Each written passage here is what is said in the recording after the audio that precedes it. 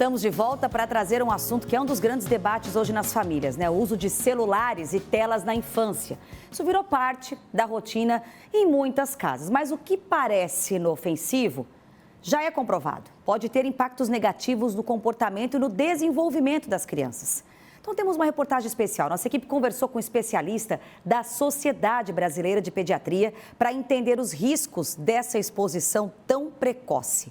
E a Prefeitura de Joinville lançou uma campanha de conscientização. Olha só. M. Outro. A. R. Outro. I. A. Maria. Na rotina da Maria Heloísa, a maior parte do tempo é dedicado à pintura, escrita ou brincadeiras ao ar livre. Mas nem sempre foi assim. Há cerca de 1 ano, a mãe percebeu que um costume estava causando prejuízos na vida da criança. Assistir desenhos no celular mudou o comportamento da menina. Ela começou a pegar o celular, ela tinha 3 anos. Eu dava assim, às vezes, para assistir, porque você queria fazer alguma coisa, ela não deixava. Aí, quando você dava o celular, ela ficava quietinha. Aí a gente acostuma. Aí a professora chamou na escola, a diretora, falou que ela estava bem agressiva na escola. Se ela pegasse uma coisa e alguém tomasse dela, outra criança tomasse dela, aquele objeto, ela se transformava, ela começava a gritar, ela caía no chão e esperneava. Eu abri meu olho na hora que eu fui falar com a diretora. Foi com ela que eu combinei isso aí. Que eu falei para ela, eu acho que é o celular que está estragando a Heloísa. Ela disse, pode ser.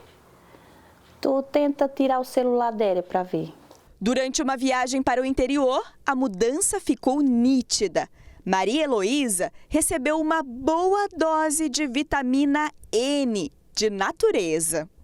Meu filho tá brincando, né?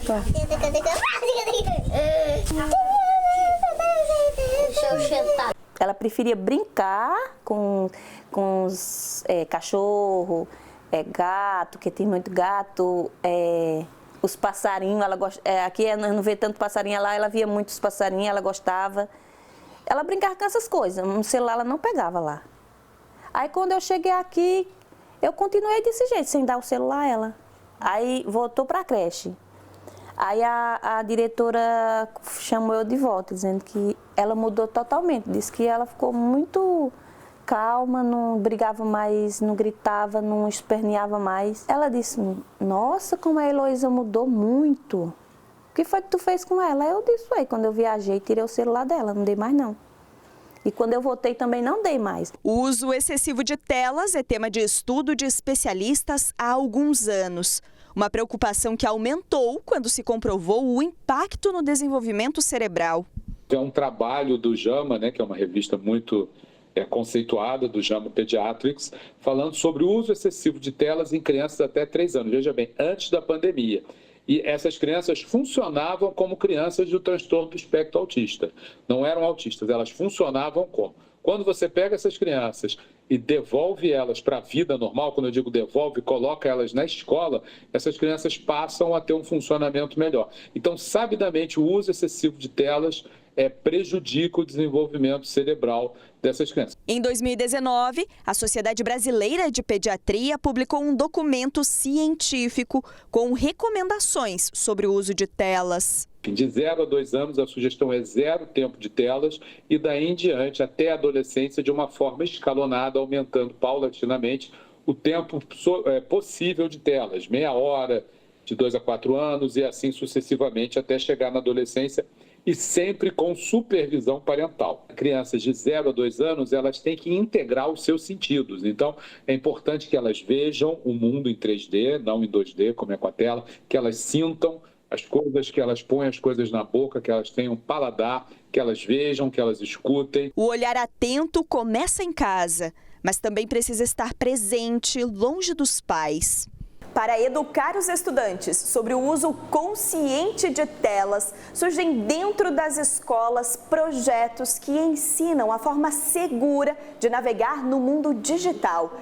Aqui na escola Karen Barkmeyer Extensão nasceu o Cidadania Digital, criado por uma professora. E fazendo com que eles reflitam, né, sobre o uso da internet. O que é apropriado para eles, o que realmente é seguro para eles estarem acessando. E a gente foca muito aqui no ambiente escolar. O que realmente, de fato, o tempo de tela contribui para eles, para o desenvolvimento cognitivo deles, né? Participam do projeto crianças de 4º e 5º ano. Riquelme, de apenas 9 anos, aprendeu o valor do tempo. As crianças, elas deviam ficar um pouco menos de tempo nas telas e passar mais tempo brincando, porque quanto mais tempo você passa na tela, mais a sua infância você vai perdendo e assim você não vai aproveitar. Daí quando você vai chegar adulto, você já não vai dar tempo mais de você brincar. A iniciativa se espalhou pela rede pública de ensino. A Prefeitura de Joinville lançou uma campanha para orientar dentro e fora da escola sobre o uso consciente de telas. Que teve esse mote de dar um pause nas telas e dar um play na vida, justamente chamando a atenção das famílias, né? Que elas têm que controlar, que elas têm que monitorar, que elas têm que reduzir a exposição dos seus filhos às telas. A gente quer levar as famílias, por exemplo, nas férias de julho, o que elas podem fazer com seus filhos, um cardápio de opções no final de semana, que rotinas que elas podem adotar no dia a dia para que tenha esse controle, ou que tenha essa gestão adequada da tecnologia, que a criança tenha esse contato, né, saudável com tecnologia. Então a gente vai tanto no movimento para dentro da escola, realizando atividades no currículo e no dia a dia que ajudem os alunos a aprenderem a usar essas tecnologias da forma adequada, mas também para fora, mostrando às famílias o que eles podem fazer e como que eles podem proceder para também trazer essa educação dentro de casa. A mudança de hábitos transformou o jeito da Maria Heloísa ver o mundo. Longe das telas, ela redescobriu o afeto, o brincar, o tempo junto. Uma infância com mais contato, mais olho no olho e mais sorrisos. Ela ficou mais carinhosa. Antigamente ela não era carinhosa, ela era bem bruta. Toda hora tá falando que me ama. Ela, eu te amo, mamãe, eu te amo. Eu digo, tá bom, mamãe também te ama.